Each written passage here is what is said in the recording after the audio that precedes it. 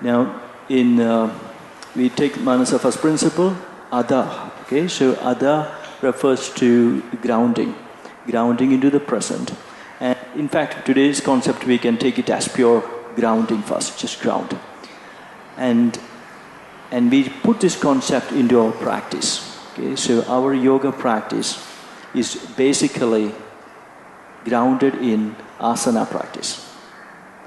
Okay, so whatever philosophy I've been teaching you or I'm continuing to teach you, I always try to encode the principles of the teachings into the sequences of the asanas. And it is through the means of the asanas that I really try to embody the teachings.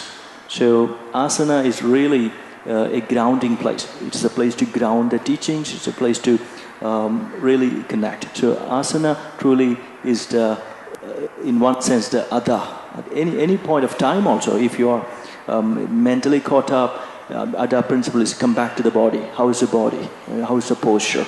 So body and the asana and awareness of it is truly our atha practice, grounding practice. Now, when you really now do a grounding practice into asana itself, so asana, the first layer grounding is asana. Now you try to look into asana. Okay, what is the ground of asana?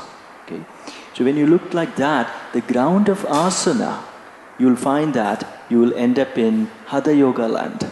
That is the ground of asana. Okay, and when you look into that ground is formed by teachings from various scriptures of Hatha Yoga. So they are Hatha Yoga Pradipika, Shiva Samhita, Yajnavalkya Samhita, Garanta Samhita. There are a few great teachers and few great texts which forms, they're all there on the ground of Hatha Yoga. So asana is really grounded in Hatha Yoga. This much I think everybody is okay. Everybody knows. Asana practice, so it's a Hatha Yoga practice. Now, when you look into putting the atha concept into Hatha Yoga, what is the ground of Hatha Yoga? Just now I said all the scriptures, okay, that is the ground. But when you look into the root, from where did these scriptures come out from? These scriptures of Hatha Yoga, etc., were formed around 13th century. Okay, so that we are talking not so long back. The practices of yoga is supposed to be existing for such a long time, and this we are talking only around 700 years, 800 years back. Okay, so what is before that? What is the atha or the ground of this practice, Hatha Yoga? And that's where problems start to develop. Okay, we don't know the ground, and what happens in the current context, like what do we say when somebody is interested in yoga philosophy? For example, we say, well, I practice yoga and I'm really interested in the philosophy. What is the philosophy of yoga most people know? They will talk about Patanjali's Yama Niyama, and also they will say, I know about the 5 koshas, I know about the 3 shariras. These two are 2 philosophies which is really dominating the scene of philosophy nowadays, okay, in terms of yoga practice. But if you deeply look into Hatha Yoga Pradipika, that ground text for us, that author, who is called Swatmarama, makes it very clear. I think in the 3rd verse itself, he puts a list of his teachers. And that's a big list of a lot of teachers. Okay, so he's writing in the 13th century, and he puts a long list of teachers.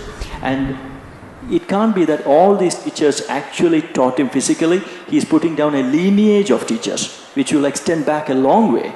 And so he talks about Matsyendranath, he talks about Guranath, he talks about Kapali, he talks about Ananda Bhairava. There are so many of these teachers, and he makes it clear what is the source of Hatha Yoga.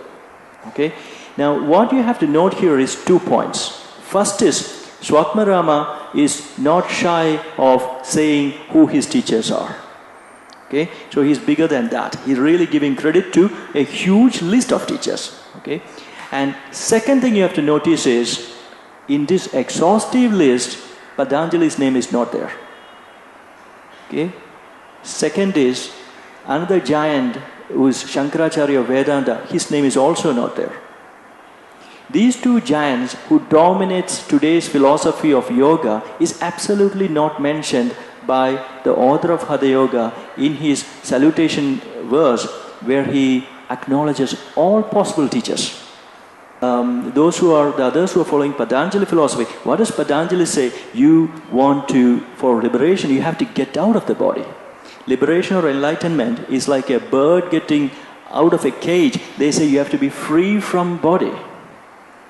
So that's why, like many famous teachers, they say that asana is not at all the important thing. Just now down there was a yoga journal. I just took the back page. A very famous teacher, I forgot the name.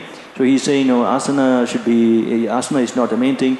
You have to meditate to feel the soul within. That is clearly Patanjali yoga philosophy.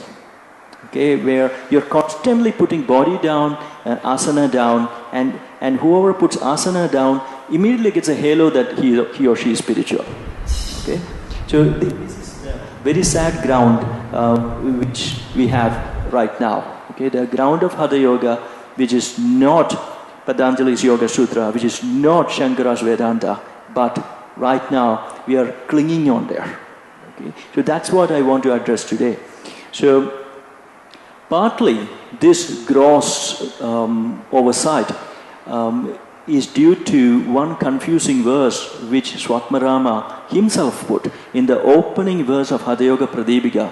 He writes that his scripture, his teaching of Hatha Yoga is for people to scale the heights of Raja Yoga. Okay? That one statement has been interpreted as to say that is an abject confession by the author of Hatha Yoga itself. He is saying that this is a preparatory practice to somehow rise up to and then start Raja Yoga. So this is like a preparatory practice. It's like a ladder to step into the hallowed hall of Raja Yoga, which is that Patanjali tradition. So that is a common understanding, but to understand what is Raja Yoga as meant by Swatmarama, we only have to study this particular scripture, Hatha Yoga Pradipika. He will clearly explain in the 4th chapter, he will clearly explain what he means by Raja Yoga. He says that Raja Yoga is just another word he is using for samadhi, for manonmani, for laya. It's just like a generic term he's using for all these absorptions. Okay, it's not as a part of practice. Raja Yoga, in one sense, refers to Ashtanga Yoga of Patanjali as a part of practice. But Swatmarama makes it very clear. He says that he's not referring to a path, he's referring to a state. And this state is called by other names such as samadhi, such as laya, such as manon. He makes it very clear. He's not referring Raja Yoga as another system. He just means it to be that deep absorption. Okay? And this absorption, then he goes on to say that this occurs, the state of Raja Yoga occurs when you can pierce the blocks in your sushumna.